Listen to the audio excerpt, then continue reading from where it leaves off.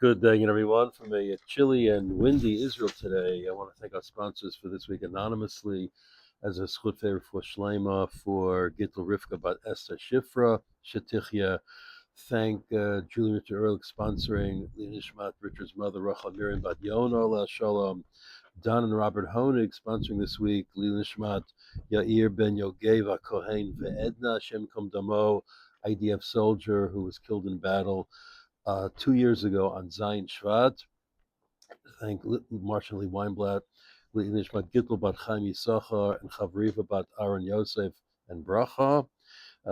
Sandy and Steve Gratko, Nishmat Steve's parents, Shraga Feivel Ben Sender, and Dina Bat Avraham, and Chaim Yofuld, Nishmat their beloved son Hillel, Shem Ben Yo Yaakov She Yichya. So one of the famous charamim of Rabbeinu Gershom was that it is forbidden to read another person's mail, to, in our context, listen in on their conversations. That was one of his takanot.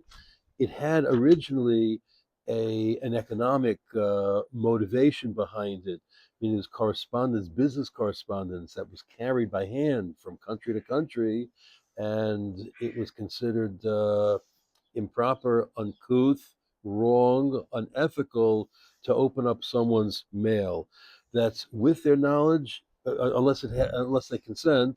Certainly without their knowledge. Used to be a meaning to write on the outside of an envelope, B'cherim de Rabbeinu Gershom, so people would know what it meant. And the penalty, so to speak, was excommunication.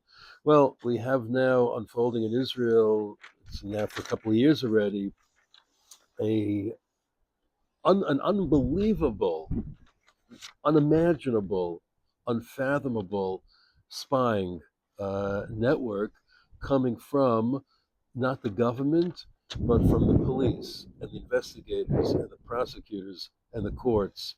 Yesterday, the Mevaker Hamdina, sort of the ombudsman, the controller, released a devastating report.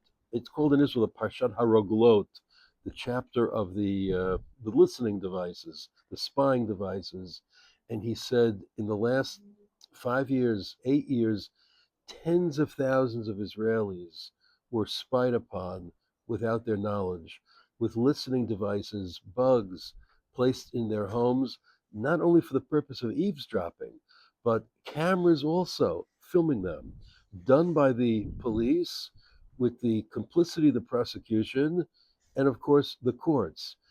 The Mevaker Medina, noted 13,000 cases, at least, where this was done, of which 90% was illegal. They didn't even get a judge's approval for it.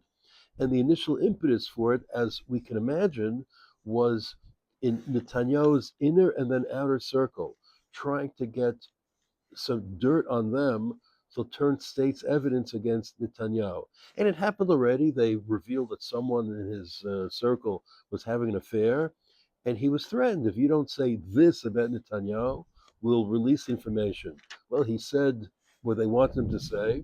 They released pictures of him with a woman anyway, and that's why at the trial these things collapse, because at trial he testified, yeah, they told me to say this. I was being blackmailed by the government. So many of these individuals, though, were not related to Netanyahu. It was just a fishing expedition on the part of the prosecution without any recourse, with no impunity. And maybe what's the most shocking, it shouldn't be, but the previous Attorney General, legal advisor of the government, identifies as Haredi, big black yarmulke on his head. The police chief who oversaw this, Ronnie Al-Sheikh, big kippah sruga on his head. Someone said already this morning, it's a small country, that how can anybody daven with him? He mentioned the shul where he davens. How can he daven with such a person? He knowingly violated the Chayv Rabbeinu Gershom by spying on people. Well, Americans, of course, recall this as one of the excesses of J. Edgar Hoover, but he at least used it for the purpose of blackmailing his political opponents or others. Well, I guess the same thing here. But was he called to account? No, he died. Eventually, though, he was. But here's maybe the worst thing of all. I mean, the whole point is to build these dossiers against people, to keep them in line.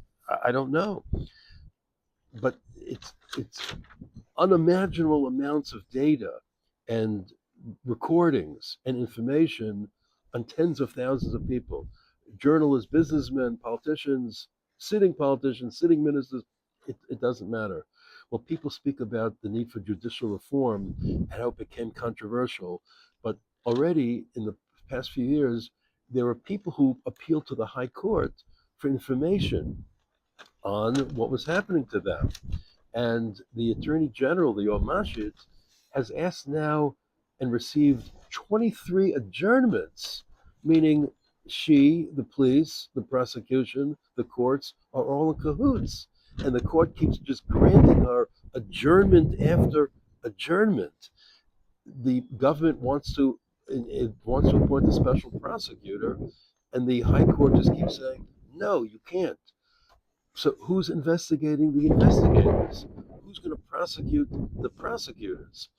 And of course, the networks, the media that hate Netanyahu, they barely cover the story because they want to use everything possible against him. Well, when the whole apparatus of investigation is are in cahoots, what recourse do the people have? It becomes a very, very dangerous situation.